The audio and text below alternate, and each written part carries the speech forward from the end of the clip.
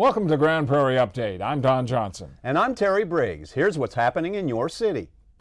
Council met in the council briefing. Grand Prairie will hold a special election on November 5th to fill 2 vacancies on the City Council.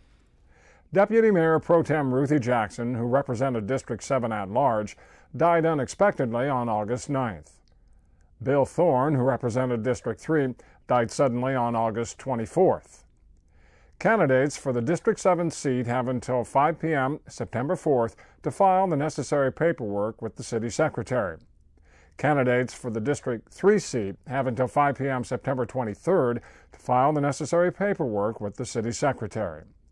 For more information, go to the city's website at gptx.org/elections.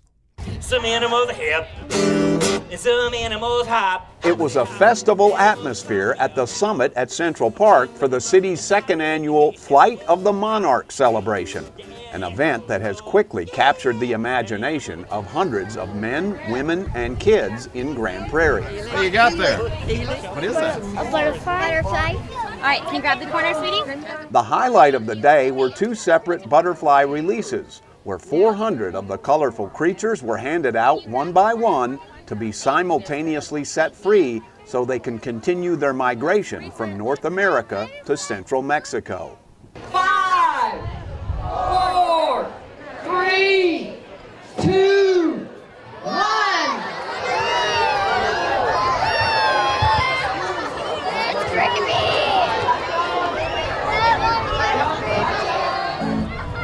It's so pretty.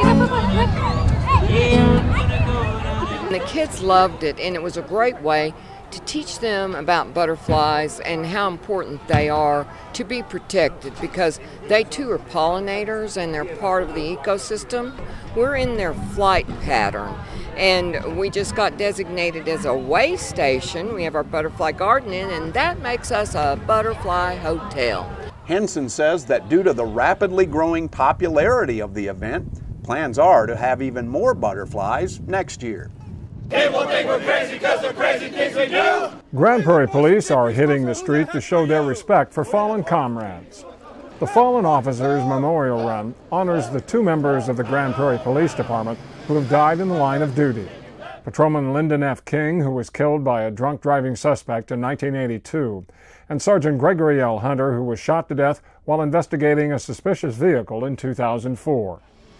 The event was started last year as a way to show respect and to involve cadets from the new police academy. So it's just kind of a get-together for to let the recruits get run along with some of the other officers and let us sweat and suffer a little bit in memory of those who paid the ultimate price. They were both great guys, and it's important that we always honor their legacy, not only as officers but as people.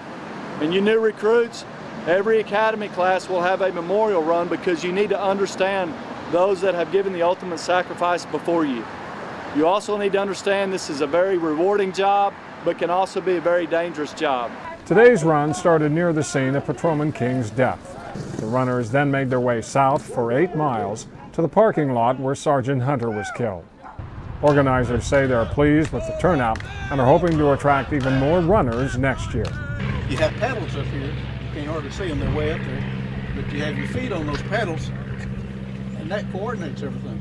More than 100 kids flocked to Grand Prairie's Municipal Airport to get the chance to be a part of a one-of-a-kind, hands-on experience called the Young Eagles Rally.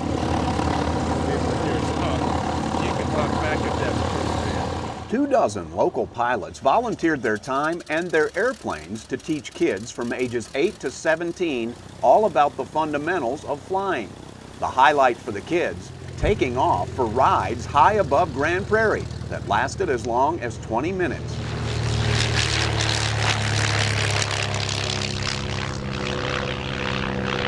The Young Eagles program is sponsored by the Equipment Aircraft Association, a nonprofit organization whose goals include exposing kids to the excitement of flying so they might possibly choose aviation as a career.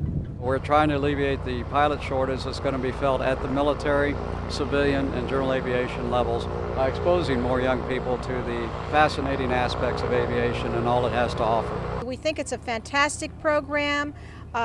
This is the goal of EAA, is to develop that pool and a pool of potential pilots, so to be able to fly passengers throughout the world. This is my first try at it, and it's fun. It gets a lot of kids involved, which of course I'm very interested in getting kids involved in aviation.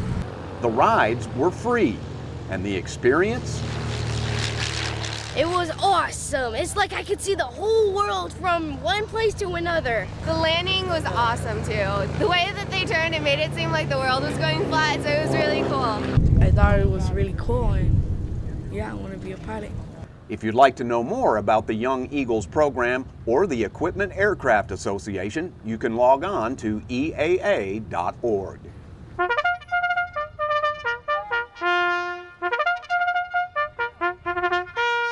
The horses are back on the track in Grand Prairie. Lone Star Park is hosting its 16th fall meet featuring quarter horses. These ponies run shorter races than the thoroughbreds in the spring, but it doesn't seem to matter to fans of live racing. You know, the quarter horses are the fastest horses around, and we like to equate it to the dragsters. They start down the stretch and they're done in 19 seconds, whereas the thoroughbreds are more like the Indy cars. They go around the track once. So for me, it's just to come out. You enjoy for me, it's a newer sport that I've never really had the experience of. And you're outside, nice weather, can't beat it. I really like dog races better, but there's none in the area, so this is Nick's best. The horses race on Thursday, Friday, and Saturday during the 2013 fall meet, which continues through November 9th. For more information, go to LoneStarPark.com. That's it for this edition of Grand Prairie Update. Hope you'll join us next time.